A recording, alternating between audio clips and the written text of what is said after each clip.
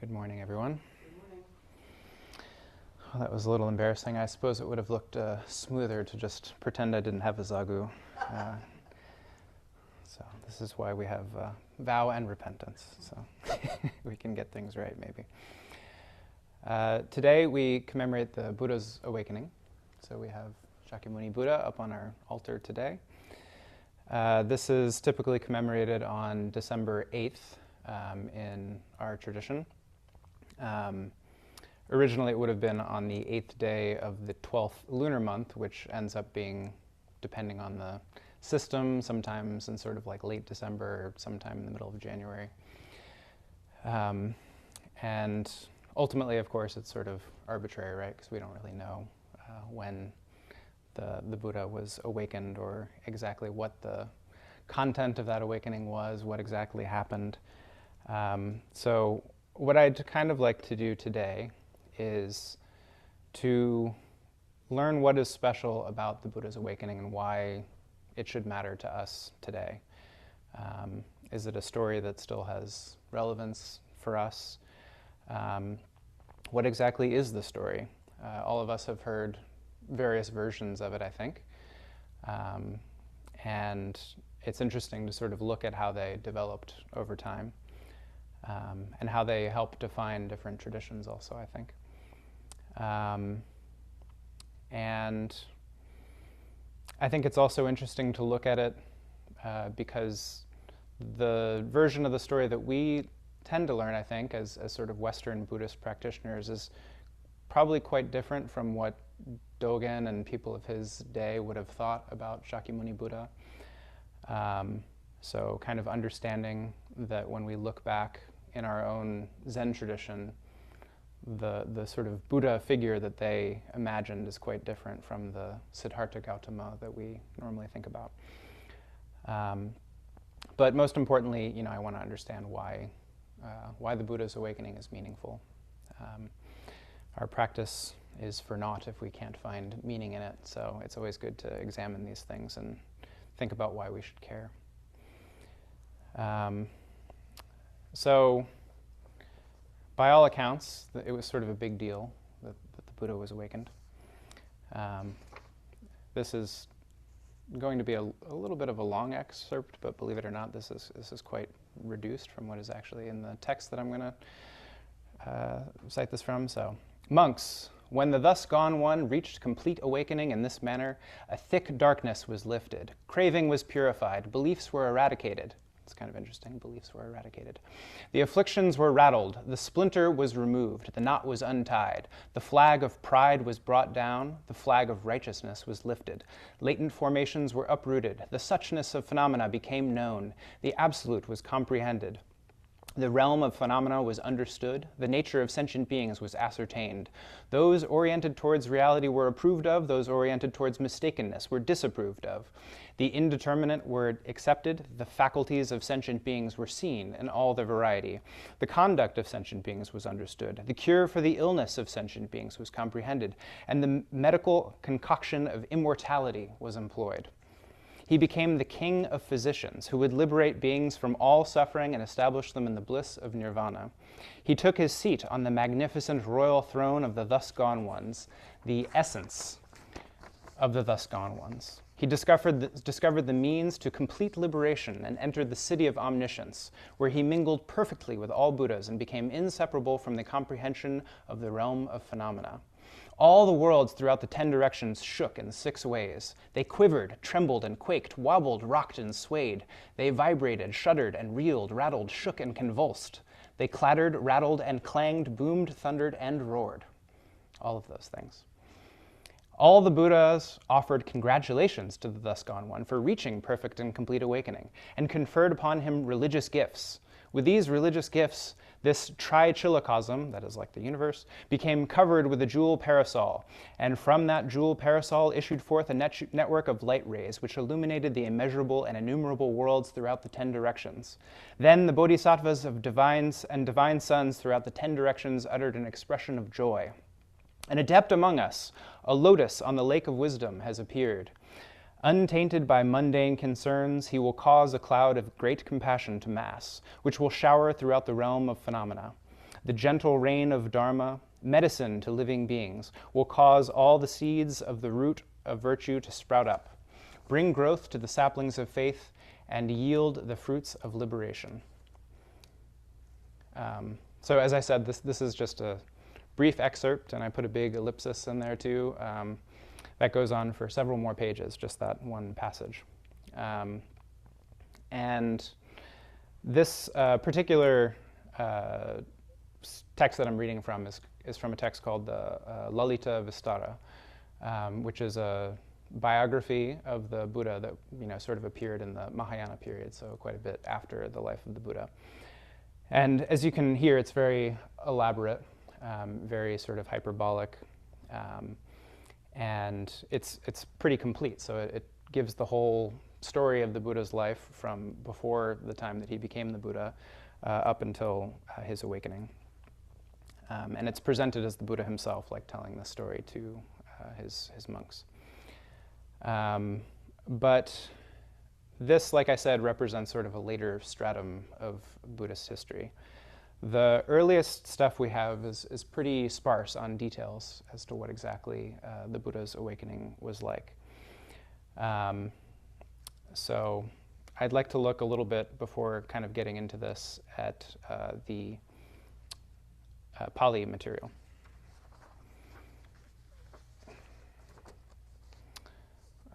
So let's see. Actually, before I do that, let me do it this way. So, as I mentioned in this text, the Buddha actually is already sort of aware that he's going to become the Buddha before he is the Buddha. And this particular biography, so it's about 300 or so pages. The first 50 pages, he's not even the Buddha yet. He hasn't entered his mother's womb, which he does with complete intention in this story. He's preaching to gods up in the Tushita heaven, sort of awaiting his next rebirth. And he essentially has it all planned out. He knows exactly what's going to happen. There are no surprises with his human life. And this text, Lalita Vistara, means something like the elaborate play, is one way of translating it. And the idea is his whole life is actually just a play. He knows what's going to happen. He's putting it into motion for the benefit of living beings. There's no, like I said, actual sort of like normal human experience going on in the way that we would think about it. So I think that this is quite different from the way that we normally think about Shakyamuni Buddha's life. So this kind of is part of a general trend in Mahayana Buddhism to kind of continually like elevate the status of the Buddha in one sense, but also make him kind of more of a universal figure. So in the early tradition, he's just kind of a special person. But by kind of the developed Mahayana tradition, he's much more than that. He's kind of the whole universe almost. Especially in texts like the Flower Garland Sutra, and this is somewhat related to that, I guess. So in that text, the Buddha is basically eternal. The Dharmakaya, the Dharma body of the Buddha, is the entire universe. And the Buddha appearing in the world is the Nirmanakaya, the emanation body. So the like basically just a sort of an expression of the universe appearing in the human world for the benefit of human beings. And then that tradition, is what informs Zen. So kind of one of the more famous passages about Shakyamuni Buddha in our tradition comes from Keizan's record of the transmission of light. And so in this, he has a awakening story for every practitioner from the Buddha up until, I guess, before himself. So I don't think he includes himself. But at any rate, it's laid out sort of in kind of like a koan text. So each person begins with sort of a phrase, and then there's like a commentary on that phrase. So the phrase that it opens with for Shakyamuni Buddha is Shakyamuni Buddha saw the morning star, awakened to the way, and said, I, together with the great earth and sentient beings, simultaneously attain the way. This is very interesting, I think, and I like the way that it's laid out here, but it's very ahistorical. This doesn't really appear before this time, this idea of the Buddha awakening together with all sentient beings and with the great earth, and then all of them together attaining the way.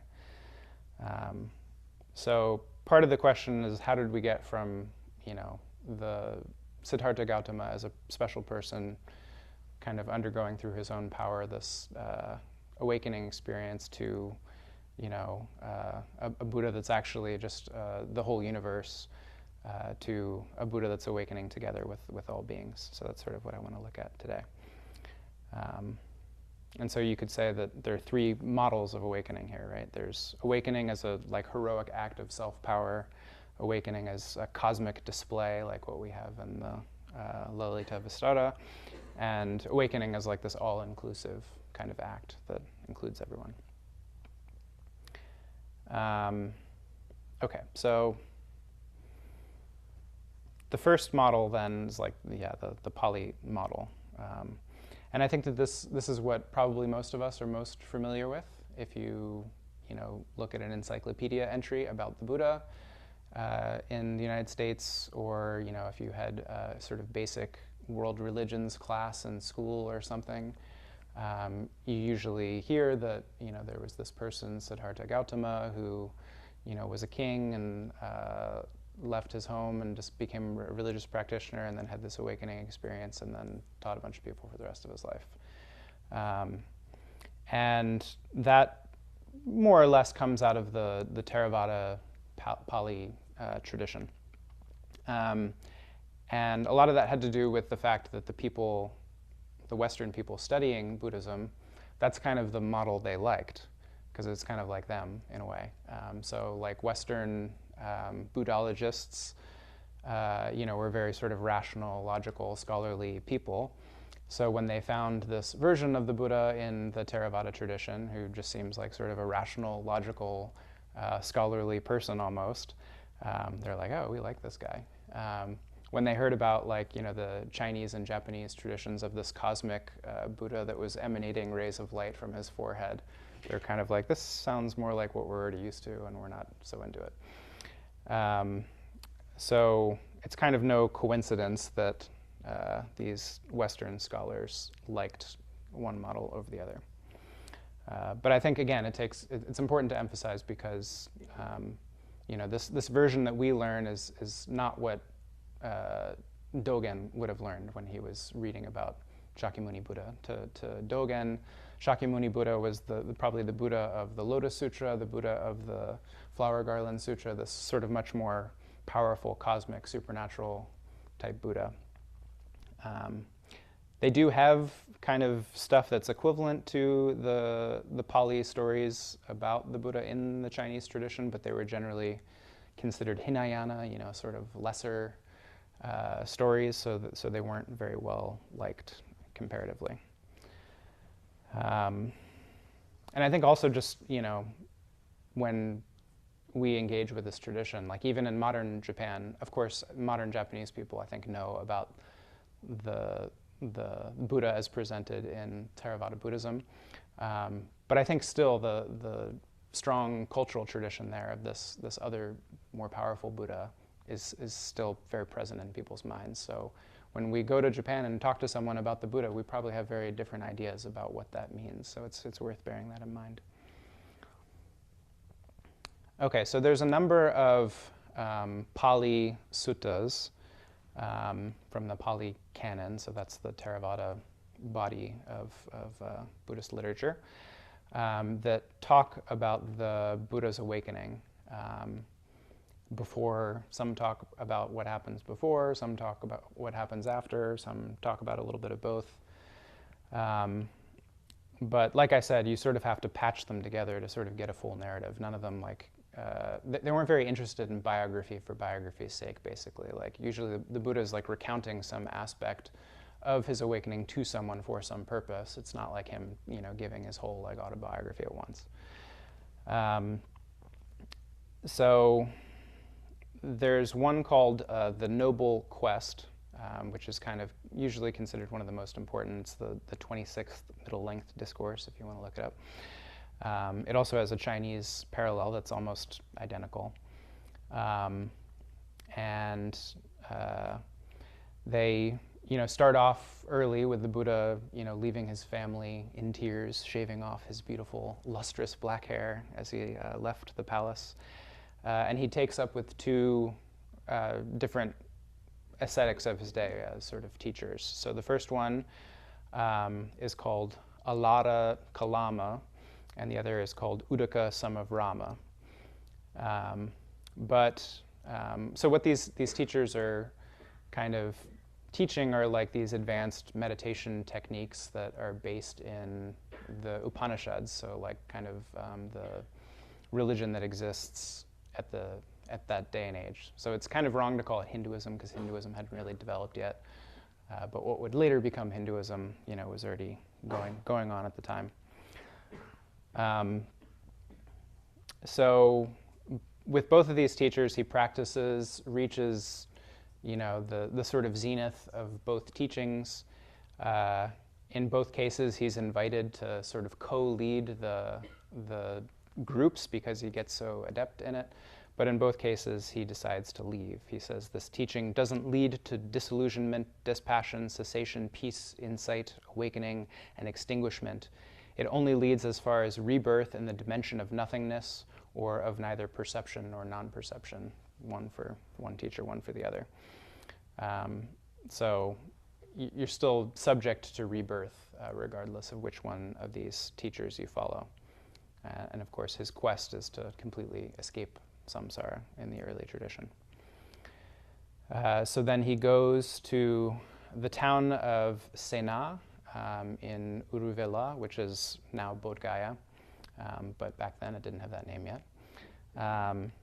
And in almost all of these cases, he says, like this is from one particular one, but he says, this park is truly delightful, a lovely grove with a flowing river that's clean and charming with smooth banks, and nearby there's a village to resort to for alms. This is good enough for striving for a gentleman wanting to strive. So he finds this place that looks suitable for practice. And what happens next depends a lot on the version. Some skip straight to and he was awakened, Others give more detail. And of course, as the tradition goes on, it gets more and more elaborated. There's more and more stuff that happens in between. So in the developed biography, we hear that he practiced extreme asceticism for 6 years. Some of these texts don't make it clear at all that was a long period of time. Some of them show it happening after he's already arrived at the place where he's going to be awakened, so it makes it sound like maybe he didn't practice extreme asceticism for all that long. We hear about 5 companions that he had who he was doing this with. Some of these accounts totally skip over that until after he's awakened and he wants to go back and teach them. But basically, he gets to this point where this is what he says in the Noble Quest. So he says, and so, being myself liable to be reborn, understanding the drawbacks in being liable to be reborn, I sought that which is free of rebirth, the supreme sanctuary from the yoke, extinguishment, and I found it. Being myself liable to grow old, fall sick, die, sorrow, and become corrupted, understanding the drawbacks in these things, I sought that which is free of old age, sickness, death, sorrow, and corruption, the supreme sanctuary from the yoke, extinguishment, and I found it. And once he attains awakening, he says, my freedom is unshakable, this is my last rebirth, now there'll be no more future lives. So I think another important thing to remember when we think about early Buddhism is the goals were kind of quite different from what we probably are here for. There was definitely a very sincere belief in the idea of rebirth. Rebirth was not considered a good thing for the most part, because you're always subject to dying again or falling back into unpleasant realms.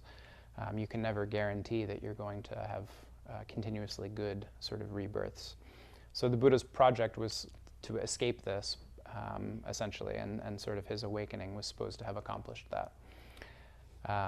Of course, for us, I don't think most of us are interested in, escaping samsara, probably in the same way that the Buddha was. And I think it's also ironic, and I think I've mentioned this before, but the fact that, in modern society, the sort of angst that we have is dying a final death. Like, we think that when we die, that's it, and that scares a lot of people. It's become often hard for modern people to sort of believe in any kind of afterlife. So it's the opposite problem, actually, of what the Buddha had. The Buddha wanted what we take for granted, basically. So, as I said, in this particular text, it sort of jumps straight to him saying he was awakened and that he was done. Some of these other texts of a similar old age had that, he tries these extreme ascetic practices, again, not specifying that they happen necessarily for 6 years. These included, like, holding his breath for a really long time until he passed out. And also, as we've heard often, I think, eating almost nothing. So, in some of the later stories, it says, like, he got so skinny that he could, like, grab his spine from the front. And it was interesting in one of these too, there was like, he was like, I'll just eat nothing at all. But then the like gods come down and they're like, we won't let you eat nothing at all because we don't want you to die, and we'll like feed you with divine nectar. And then he's like, oh, well, if they're just going to feed me, then I'd be faking it. So maybe I'll just eat a little bit, which I thought was interesting. So after, trying these practices for a while, he gets really unhealthy. There's like a scene in most of these where his companions sort of suddenly appear if they hadn't already been mentioned.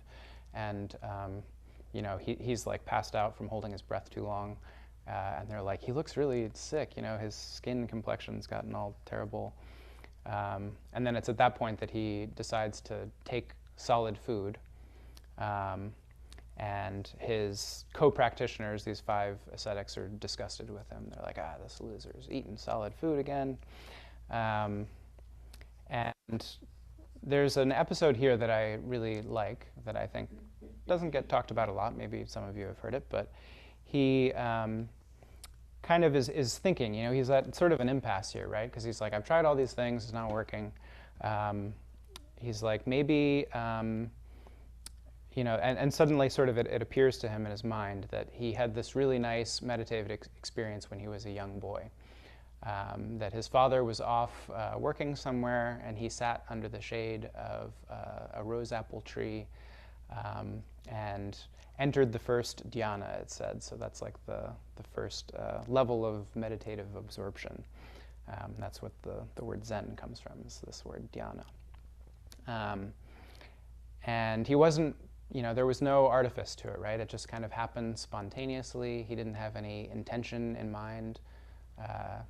So he thinks of that. He's like, maybe that's what I need to do. And so in these versions that show a little bit more detail, it's said that he goes into these dhyana states. So there are 4 traditionally, sometimes 8. And some of the texts that I looked at had all 8. Most of them just have 4 if they have them. And I thought I'd just briefly kind of go through these because, it is where, in a sense, our tradition comes from. So like the early Zen school, it's said was like the school of the dhyana masters. So it wasn't just Zen, it was like the people who are good at Zen was kind of the idea. And the implication being is that they could reach these states. Of course, by the time we get to Dogen, we're not interested so much in these like ideas of levels and comparison. It's more about non-duality. But the early tradition has these 4 dhyanas specifically. It doesn't just mean meditation, as sometimes people say. It's more specific than that. So it's said in these texts, After eating solid food and gathering my strength, quite secluded from sensual pleasures, secluded from unskillful qualities, I entered and remained in the first absorption, which has the rapture and bliss born of seclusion, while placing the mind and keeping it connected. So this is the description of the first dhyana, the first absorption. And so each of these has like sort of a prerequisite and like a set of factors that describe it. So in this case, he had to first seclude himself from sensual pleasures and unskillful qualities. So those are the prerequisites. And then once he enters this absorption, there is rapture and bliss born of seclusion. So these words, rapture and bliss, are kind of interesting. So bliss here is sukha, which is the opposite of dukkha, suffering. And this idea of rapture is a little bit mysterious, but it's supposed to be sort of like a physical good feeling, according to the commentaries. And I think that sometimes we might experience something like this when we sit in zazen, unintentionally. We're not trying to like go through jhana levels or anything, but sometimes I feel like, you know, if you can really let go of your thinking, let go of unskillful qualities, you know, you don't have thoughts coming up in your mind of like, oh, I really hate this person. Like, you know, think about it for 5 minutes or something. You know, letting those things kind of aside and really just sort of sitting there quietly and born of seclusion, as it says. Sometimes you can feel these sort of pleasant feelings. So anyways, he then enters and remains in the second absorption, which has the rapture and bliss born of immersion with eternal clarity and mind at one, without placing the mind and keeping it connected. So in the first dhyana, the sort of discursive mind is still said to be active. You can still like kind of think about things. But by the second one, it's supposed to be kind of not there anymore. You're not thinking discursively. And rapture and bliss are still there. It still feels good. And your mind becomes, you know, very focused rather than kind of thinking about things. So then, and with the fading away of rapture, I entered and remained in the third absorption, where I meditated with equanimity, mindful and aware, personally experiencing the bliss of which the noble ones declare. Equanimous and mindful, one meditates in bliss. So in the third absorption, rapture, the sort of like physical bodily good feeling, is said to go away. And then, you know, we have equanimity, mindfulness, awareness, but the bliss, sukha, so is still there, it says. And then finally, with the giving up of pleasure and pain and the ending of former happiness and sadness, I entered and remained in the fourth absorption, without pleasure or pain, with pure equanimity and mindfulness. So it's said in this highest dhyana, there is no more pleasure or pain. It's neither good nor bad. You're beyond happiness and sadness, and it is simply pure equanimity and mindfulness. So I think this is kind of interesting because it sort of starts to sound more non-dual as you kind of go up the ladder a little bit. So you're beyond good and bad. So, as I said, if there's some like lead-in these stories, this is what is given, is that he practices these 4 dhyanas. And then most of them have something like this. So during the first watch of the night, it said, he gains knowledge of his past lives. So he somehow is spontaneously able to see everything that has happened for hundreds of thousands of past lives and eons and eons.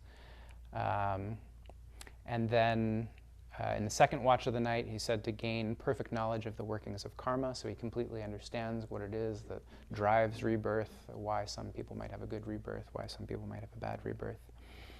And then in the third watch of the night, he said to understand the 4 Noble Truths. It's interesting, scholars seem to think that this was probably added later, like the idea of the 4 Noble Truths is sort of like a distillation of things that the Buddha taught elsewhere, and this was kind of reinserted into this position. But we don't really know, of course. So anyways, he realizes the 4 Noble Truths, and then it's at this point that he's awakened. So my freedom is unshakable. This is my last rebirth. Now there'll be no more future lives. So the other thing that we can kind of look at in these traditions to try to understand, what this awakening meant was, what did he do after he was awakened? Oh, and I forgot to mention too that there's, of course, the story of Mara, death basically personified, coming and bringing his army to sort of throw the Buddha off course as he sits. It seems that that's definitely a later development. It doesn't exist in these earliest stories, but it gets very elaborated in the Lalita Vistara, for example. That's multiple chapters is Mara messing with him while he sits. And let's see. Okay, so most of them, after he is awakened, he doesn't want to teach. This does happen in the early texts. And he's basically like, this is too subtle, it's too difficult for people to grasp, no one's going to get it. So he just continues sitting. And it's said that he sits for 7 days. So I always thought that he sat 7 days in order to become awakened, but my research suggests that he sat 7 days after he was awakened. And so Brahma, the god Brahma, comes down and says, you really should teach. I think some people will actually get it. And he convinces the Buddha. He doesn't take that much convincing. He's not too resistant. But he does take his time leaving. So in the more elaborated stories, there's seven sets of 7 days that he sits. So there's this first 7 days where Brahma comes down and convinces him. And then there's another 7 days in which these two merchants come through and offer him food because he hasn't eaten this whole time. And then in the next 7 days, it says that he gets gas from the food that he was offered. And a wood spirit comes and gives him this fruit that is an anti-gas fruit. And then he sits for another 7 days. And then he goes into town and gets some alms, and sort of people notice how radiant he is. And then there's a 7-week period where there's this big storm, and he goes and sits under what he thinks is a tree, but it actually turns out that it's a naga, like one of these snake spirits. And the snake sort of coils him up and then puts its hood over his head to shield him from the storm. And then, after 7 days of sitting like this, the naga says, "Oh, I'm sorry. I hope you didn't think I was going to eat you. I was just trying to shelter you from the storm." So at any rate, lots of interesting things happen. And then finally, where the original, sort of the older Pali stories, they usually just go straight into his doubts, Brahma coming down and convincing him to teach. And then he's like, okay, well, who should I teach? And he thinks of his old teachers, but then now that he's kind of essentially omniscient, he's like, oh, they just died recently. He just knows that they have recently died, so he can't teach them. So he's like, how about my 5 companions? So another interesting episode that most of these stories, including the old ones, capture. So he decides to teach his 5 former companions. But on his way, he encounters this other ascetic from a different sect, the Ajivika, and his name is Upaka. And the Ajivikas are kind of interesting. They were sort of like another Shramana group, so sort of parallel to Buddhism or Jainism. They rejected the sort of Vedic tradition. But their thing was that they rejected the existence of free will completely, and also karma. So they didn't think of karma as being, sometimes I think people think of karma as being kind of deterministic, but this clearly shows that wasn't how people were thinking of it, because they think everything is completely deterministic and they reject karma because they don't think that people's actions have any effect on what happens to them. It's all predetermined. They also reject the existence of the gods, but they don't reject Atman, and they believed that fate would simply bring them to nirvana naturally eventually. So they'd have to go through a lot of various rebirths, but in the end, just kind of through the playing out of fate, they would reach nirvana, which is kind of interesting. We don't have any texts that survive from their perspective. It's only what we have through Buddhism and Jainism, which of course are critical of them, so we don't really know like exactly what they thought. But there were several other traditions like this, parallel to Jainism and Buddhism at the time, that we don't know much about. Anyways, so he talks to this person, and he's like, I was just awakened, you know? And the guy's kind of like, all right, buddy, I'm going to go now. It's kind of interesting because, you know, the later tradition doesn't really ever want to show the Buddha in a negative light. But this sort of seems to suggest that he was incapable of convincing this guy. You could also read it as a way of like denigrating this particular tradition, like it was, you know, pearls before swine kind of thing. But it is interesting that the first person he tries to explain to about his awakening is not convinced and leaves him. So eventually he reaches his 5 companions.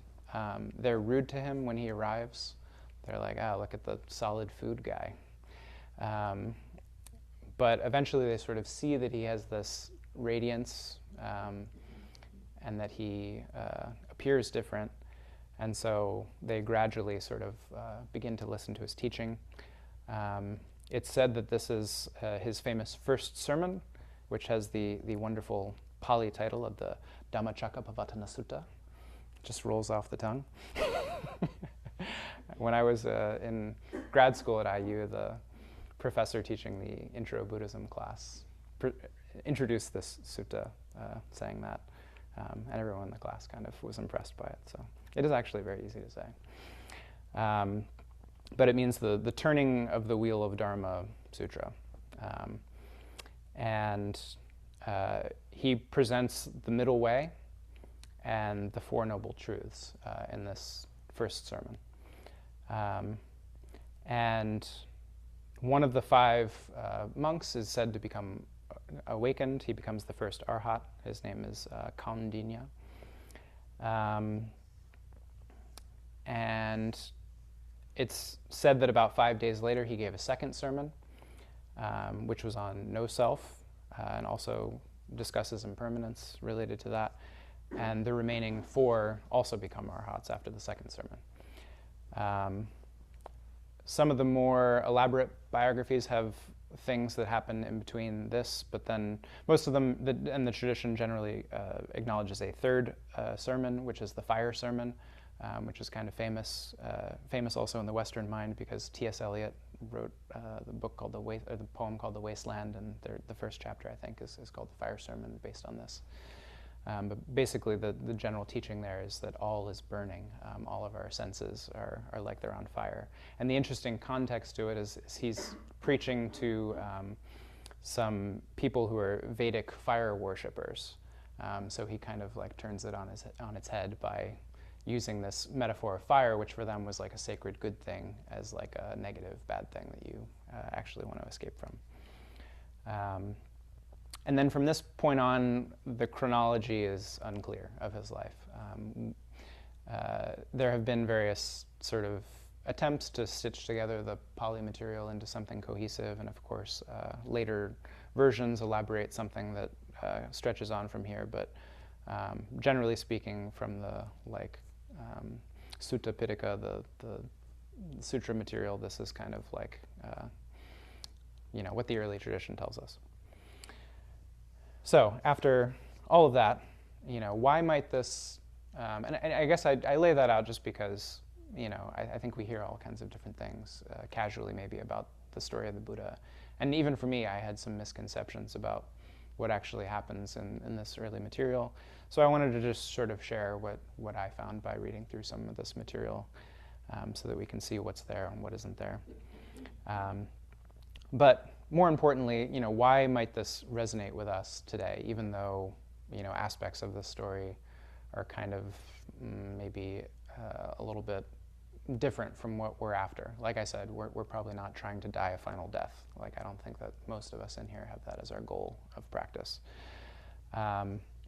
And the other sort of maybe problem with this is, like, none of us probably think that we can equal the Buddha, right? Like, he had to practice for eons and eons through multiple lifetimes to do what he did. And the way he's described is just so perfect, and we all know that we're all so flawed, So, like, how can this have meaning for us if we're never going to do what the Buddha did?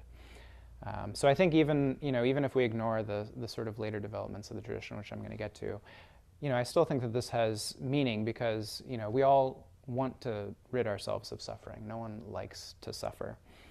So just kind of knowing that, maybe someone was able to do it somewhere gives us some hope, right? And makes it worthwhile to practice. It prevents us from being totally despondent. So he's kind of like a model or a paragon that we can look at. And further, he saw that craving, attachment, greed, anger, and ignorance, these are the cause of suffering, and that, I think, makes intuitive sense to everyone. And even though it's difficult to put into practice, it gives us a little bit of a foothold in reducing suffering in our lives. So even if we can't achieve what the Buddha achieved, his accomplishment gives us the prescription, to take small steps towards the same goal.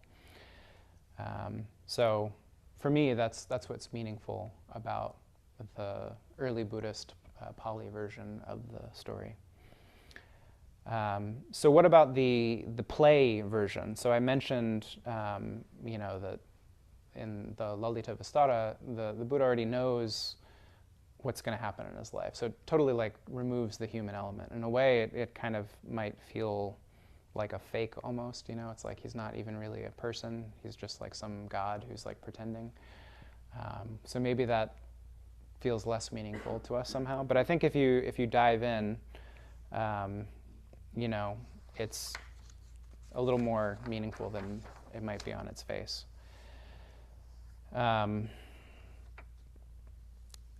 So in this case, it's not about, like, one man with exceptional ability so much, which is the case in the first story. But rather, it's simply kind of an expression of the way the world already was and is. So remember, in this version, the Buddha is just sort of an expression of the universe as it is. So the Dharmakaya is everything in all of the universe, sort of prior to thought, prior to division. And the figure of Shakyamuni Buddha is like one particular expression, or kind of like a messenger to remind us that all we have to do is just look at reality as it is, and we're already there. So it's not about a person, and in a way that's kind of reassuring, because it's like, okay, we don't have to necessarily do what he did in order to enjoy the fruit of that. So he's kind of like the clarity of the universe expressed in human form, you might say. So another thing that I'll say about this is we talk about Jijuyu Zanmai in our tradition. So probably most of you have heard this expression. So in Bendowa in particular, Dogen describes our zazen with the phrase Jijuyu Zanmai. And this term is really, I think, confusing for a lot of people, because so the characters literally, ji is self, ju is to receive, and yu is like use. So it's like the self receiving and using. And Zanmai just means samadhi, so like a concentrated meditation. So the samadhi of the self receiving and using the self, sometimes it's said. But an interesting thing to note about this is, so I've talked about the Dharmakaya and the Nirmanakaya. There's a third body of the Buddha, so we're sort of like Christianity in that way. we have our own, like, Trinity. The Sambhogakaya, which is quite confusing. It's always been difficult for me to understand the Sambhogakaya compared to the other two. So the Sambhogakaya means the reward body or the enjoyment body. So we have the Dharmakaya, the universe kind of as it is, we have the Nirmanakaya, which usually is the figure of Siddhartha Gautama, this person that sort of embodies the Dharmakaya in some sense.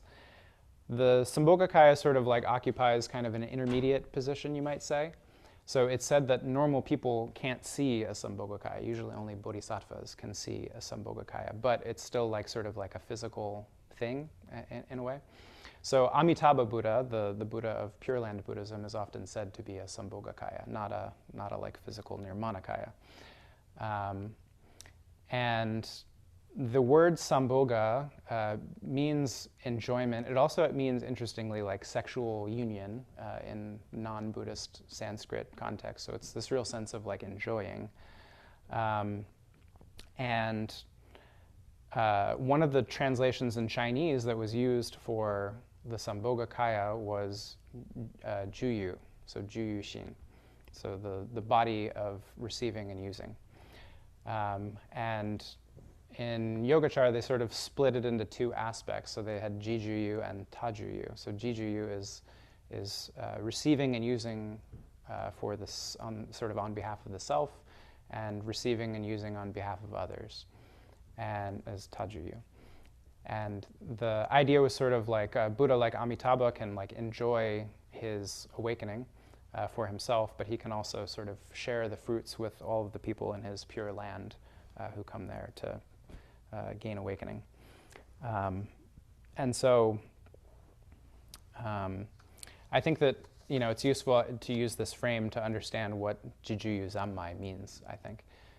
Because, again, we have this model of the Buddha coming into the world as the Nirmanakaya. He's a physical manifestation of just thusness, the universe as it is.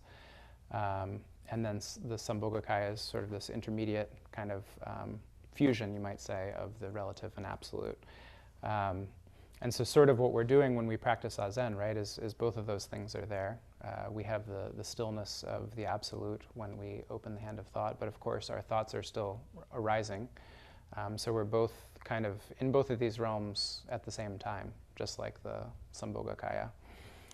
And so I think in a sense, that's what Jijuyu Zammai means, you know, is we're sort of like participating in the Buddha's enjoyment body as we sit there. Okay, and to wrap up, what about Keizan's version? So this idea of awakening together with all beings. So to me, you know, this is like kind of the most meaningful of all three of these models, and it's one of the reasons that I'm drawn to Soto Zen. But you know, the idea here is, of course, even stronger than the play version. You know, awakening is already here. The Buddha, you know, found it not for himself or by himself, but with everyone and for everyone. And all we have to do is open our eyes in this very moment, and it's completely open to us. And even if we don't, we're still living in awakening regardless. So there's some sort of reassurance there. The commentary that Keizan provides on this phrase about the Buddha awakening together with all beings, he says, the I spoken of here, that is in the Buddha's statement about I awaken with all beings, is not Shakyamuni Buddha. Shakyamuni Buddha too was born from this I. And it was not only Shakyamuni Buddha who was born. The great earth and sentient beings too were all born from this I. Do not regard Shakyamuni Buddha as apart from the great earth and sentient beings. Even though mountains and rivers and the great earth, all the myriad interconnected phenomena, are like a dense forest, none avoid being within Gautama's eyes. So we are in Gautama's eyes. All of you people are also standing within Gautama's eyes. And it is not only that you are standing within them, they have been replaced by all of you here. You have also become the lumps of flesh that are Gautama's eyes. And each and every person's entire body, one by one, is a cliff rising 10,000 fathoms. So this awakening, you know, binds us all together. And, you know, there's no separation between us and the Buddha, because we all sort of come from this one I, as Keizan puts it, this one Dharmakaya, this one universe that we all share together and, you know, are interconnected through. So nothing needs to be attained. We are already the Buddha's eyes. What the Buddha awakened to is always right here in this very moment. All we have to do is put it into practice. So that's what I have today. Thank you very much, and if there are any questions, I'll take them. Thanks. I was just wondering, in that quotation at the end, when you were saying I, is it E-Y-E or just I? I wasn't sure what the... Sorry, yeah, that's interesting. No, it's I, like the subject. Okay. Yeah, so in the quotation, the Buddha says, let's see, where is it? I, together with the great earth and sentient beings, simultaneously attain the way. So that's the I that he's referring to. But that's interesting, because I think you can probably think about it the other way. Also, I was wondering, you said that story of Mara was not in all the versions. Can you say anything more about that, and anything about that particular story of interaction of the Buddha with Mara? I didn't, so I was mostly focused on looking at the earliest Pali material, so I didn't spend a lot of time diving into the elaborations of his conflict with Mara. But, typically it's like his daughters, he first brings like a fearsome army, and, they're sort of shooting arrows and stuff at him, and he's kind of like magically deflecting them through his meditative power. And at a certain point, he brings in his sexy daughters to sort of seduce him, basically.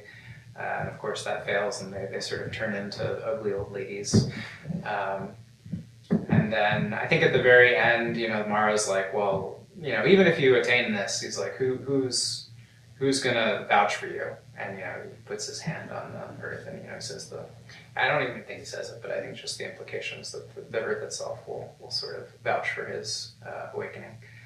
And there, like I said, it occupies like multiple chapters, so there's a lot that could be said about it. If you're interested, I mean, the Lalita Vistara, that text is pretty fun to read. It's also the 108 Gates of Dharma Illumination are in it. So Hoko's multi-year series of talks are elaborated in that text. So, yeah, thank you. So two things. It's interesting that we understand that whole interaction with Mara as being Buddha's interaction with his five skandhas.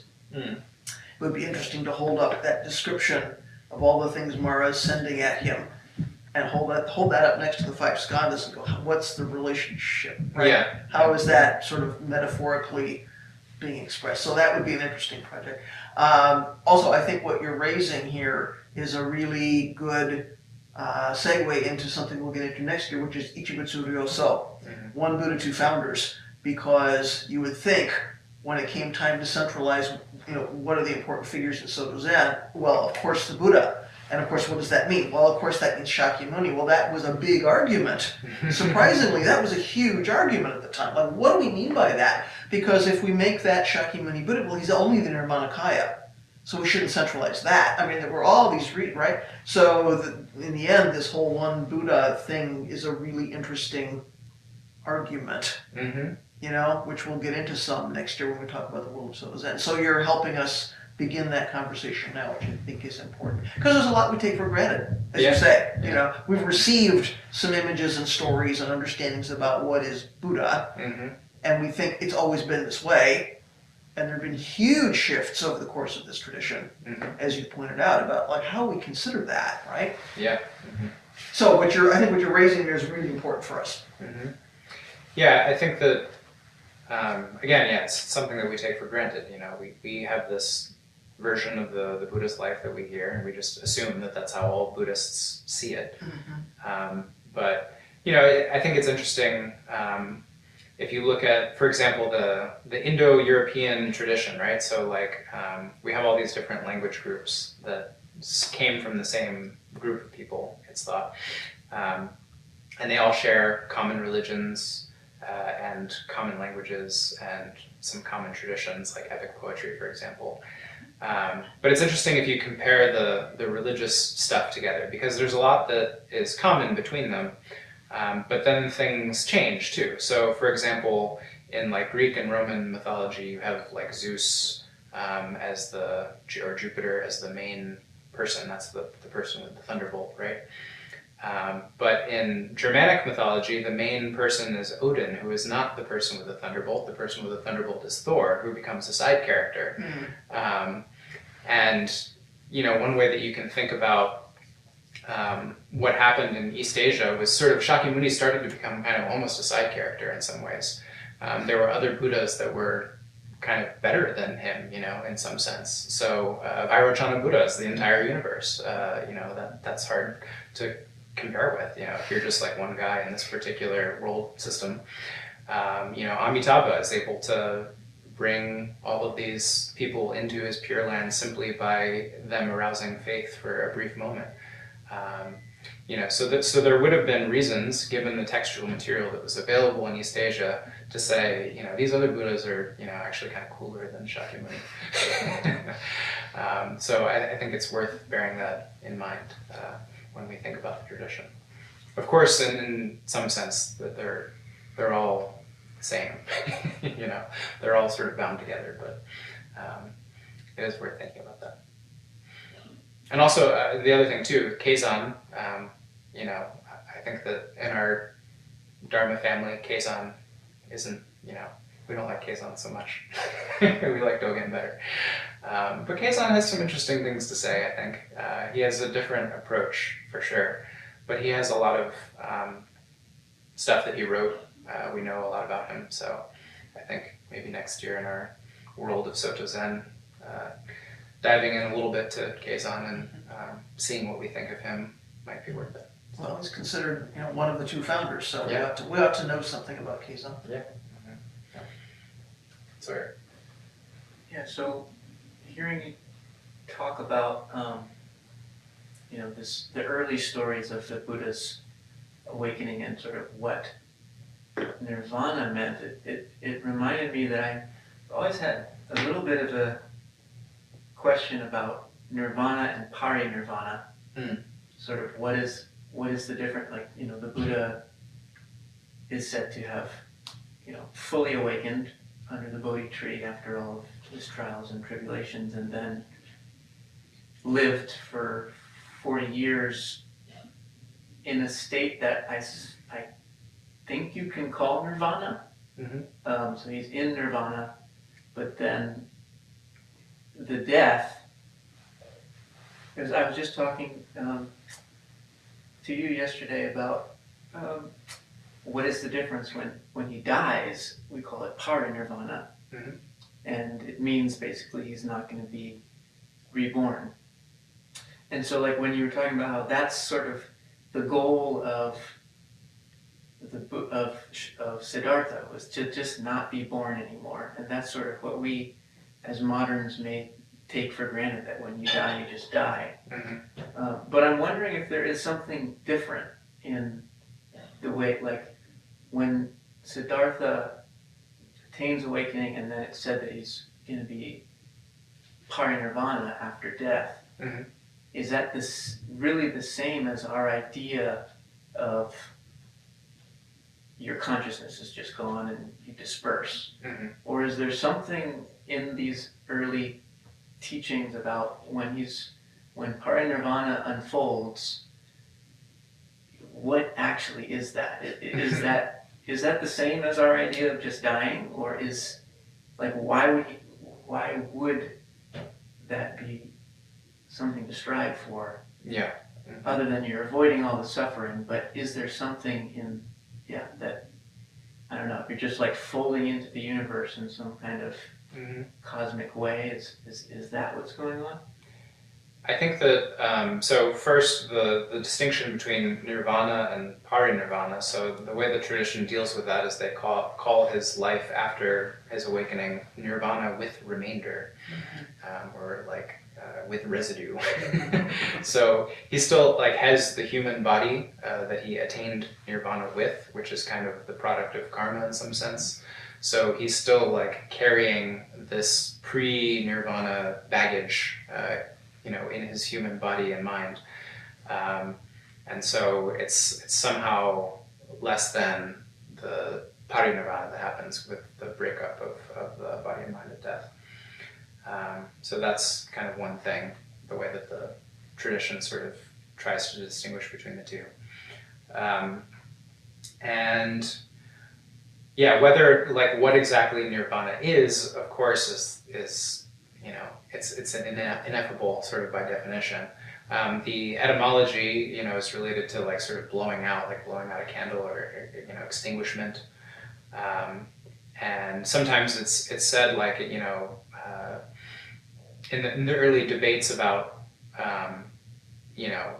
whether or not everything was impermanent, because there were these debates about whether some kind of atomic particles were actually permanent, or like stuff like empty space. They were like, is empty space permanent? Some people said yes, empty space is permanent. Often the underlying assumption also was nirvana is permanent, even though most things are impermanent. There were this set of things, like some atoms, nirvana, empty space, that could form together, and they themselves were permanent, but like the formations that they created were impermanent. And it wasn't until like Nagarjuna later on, he's like, no, everything absolutely is impermanent, and he gives a bunch of logical reasons why we should accept that are quite compelling. And he, of course, famously equates samsara and nirvana, which would suggest that nirvana is also in some sense impermanent, but often the tradition wants to say that nirvana is still somehow permanent.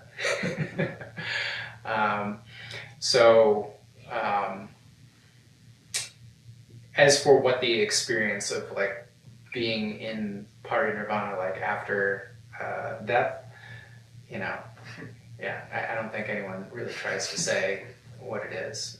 Based on the way it's described, it sounds to me like a final death in which there is no experience at all, and you are simply fully merged with the universe on unconscious level. But that's just my own reading of it. I think that you could read it differently than that.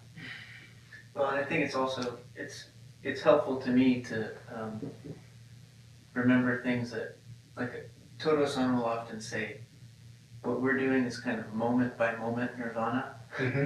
So just whenever we let go, awakening is here. Mm-hmm. So that basic.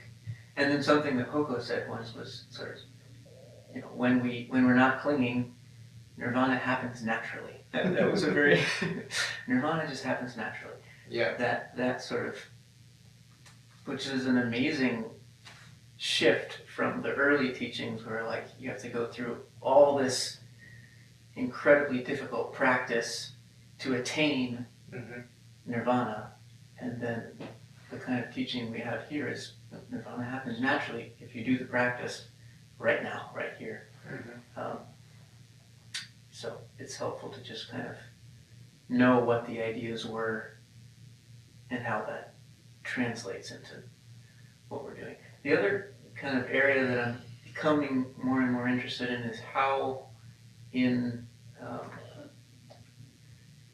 so in China, they received all of the Mahayana teachings and probably created some as well, but they also had this framework of Taoism and Confucianism, that all of them had a lens through which they were seeing these Mahayana teachings. And so I'm wondering I don't know if you know much about Taoism, but this notion of the Tao that comes to be translated as awakening, and as well as the path to awakening, and how those early ideas about the Tao relate to ideas about nirvana. And were people misperceiving things completely, or is there some kind of shared understanding happening? Yeah, that's a big question. I mean, just to follow up on what you were saying at the beginning there, even in these early texts, the Buddha often refers to this path as leading to the deathless, and that he, in some sense, attained kind of like deathlessness through his nirvana, which is interesting because he, of course, dies at the end of his life. So we know that it can't mean what we think it means.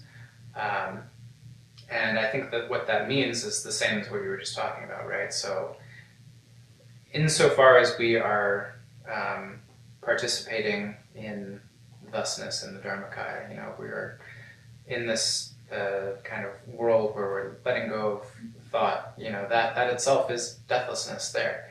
You're kind of already, I think, in that parinirvana, like, you're just one with everything in the same way that you would be when your body and mind break up and spread out into the cosmos. So that's the first thing that I wanted to say. And the second, I never studied that specifically, like how Taoist concepts might have intermingled with ideas about nirvana specifically. I'm sure that in some way they must have, because Taoism is very into immortality, especially its like later instantiations. But yeah, I don't have enough like expertise, I guess, in that, other than to say yes, like definitely. And it's just like we're here meeting on a Sunday, like Christian stuff influences what we're doing in ways that we don't think about, and every aspect of Buddhism in East Asia was influenced by existing customs. So that's the best I can do. Yeah, see. I wonder if, in terms of the notion of deathlessness or nirvana, maybe it's what the Heart Sutra describes as knowing, the realm of no increase and no decrease. Kind of that, where there's no increase and no decrease. Mm-hmm. Yeah, I think so. Yeah. I really like this type of exploration to look at primary sources and see their differences. And in some ways, I wish every person studying Buddhism or engaging with Buddhism were in the room, so they could realize like the variance of teachings. You'll have a great time next year. Okay. Soto's in. Great. And so like this sort of engagement is something I wanted to do just personally, but I'm curious of your method.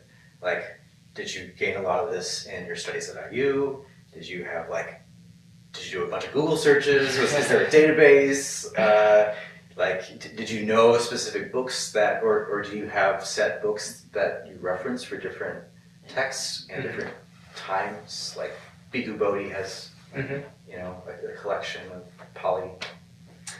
Yeah, I think it's sort of a mixture of things. I think when I was in grad school, I was introduced to a lot of different texts that I didn't know before, and so now, when I investigate these things, I sort of like have some sense of where to look for certain like aspects of the tradition.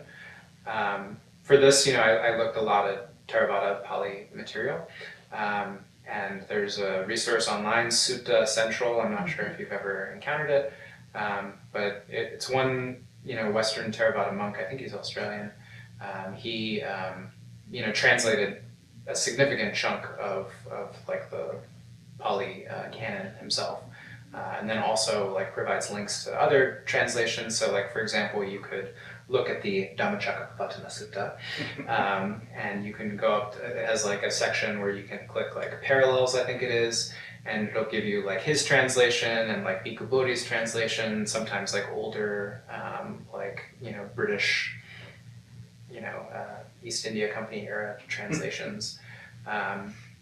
And then it'll also have a list of like texts that are related to it. So like other Pali texts because often they repeat the same material. So like one sutta will be like literally identical to another for like half its length until they insert in some other thing. So it'll like show you which ones of those it's related to. It'll also show you Chinese texts that, you know, are the same basically or closely related. So that I find is a really powerful resource. And other than that, I mean, I'd say, you know, Wikipedia. I like Wikipedia. Throw Wikipedia. It has a lot of really good information on Buddhism. Trust but verify. Yeah. Yeah, it's definitely a good starting point, and often it can lead to other good online sources. So.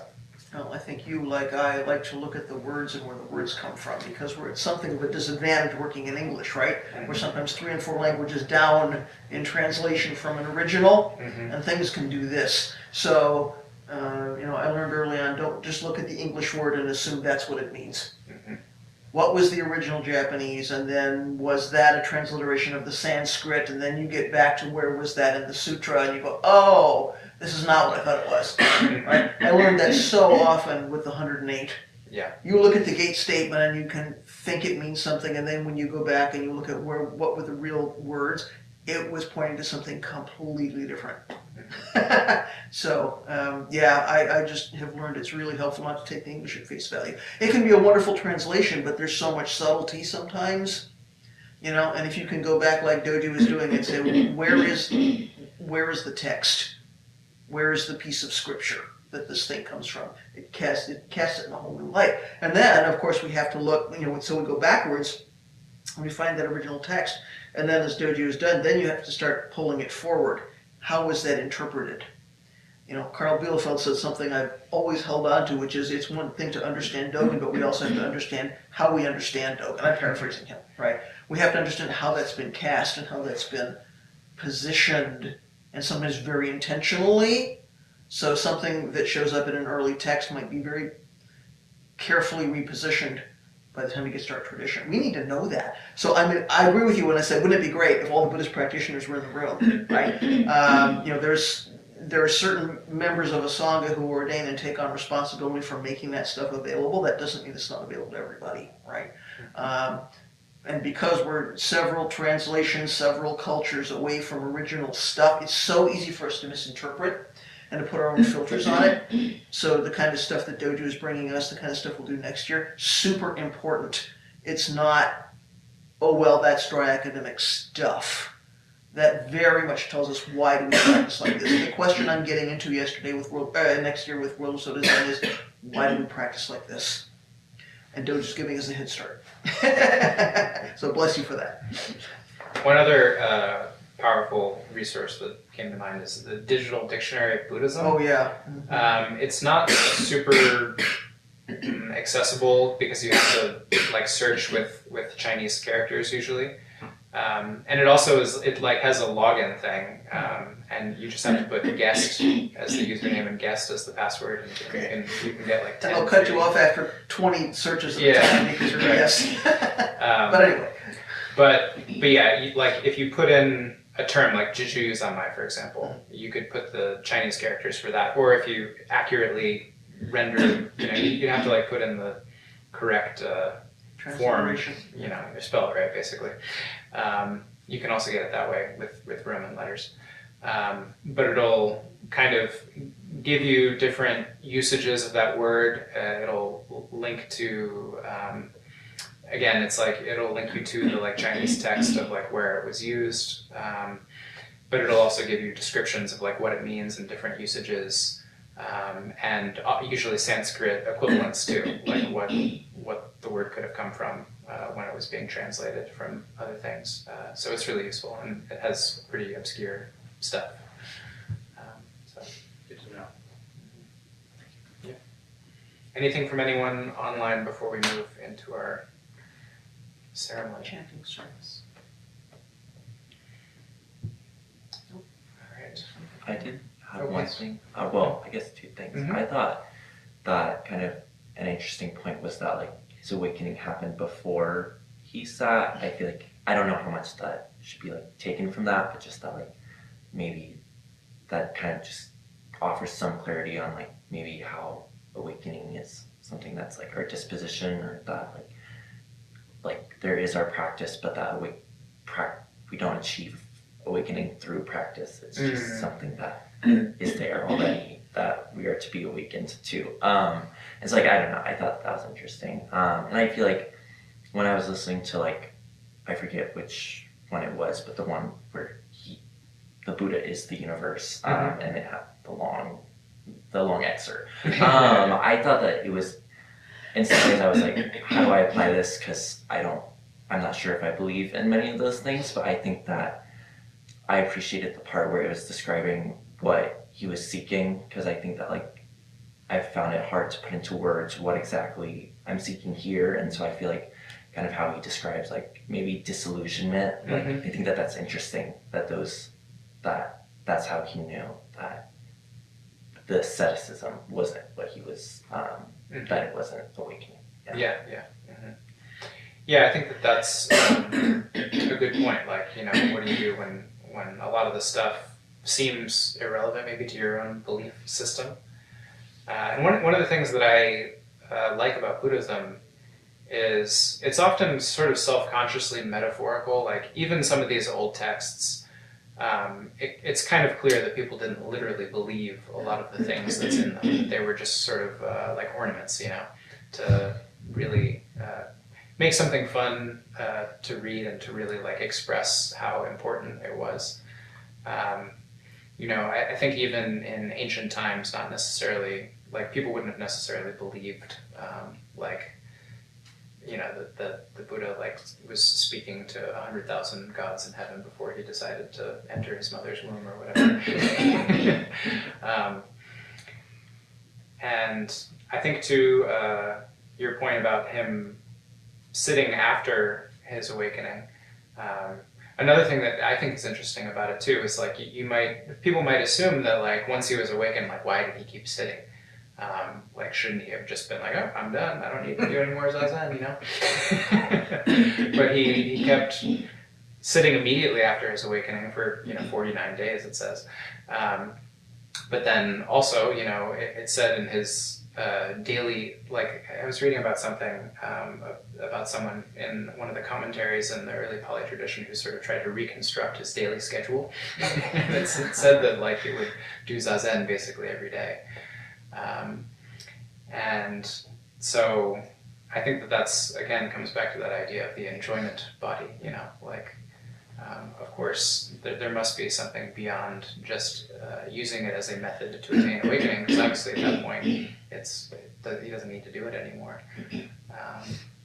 So I think that's interesting. All right, anything else, or should we wrap up? All right, thank you, everyone.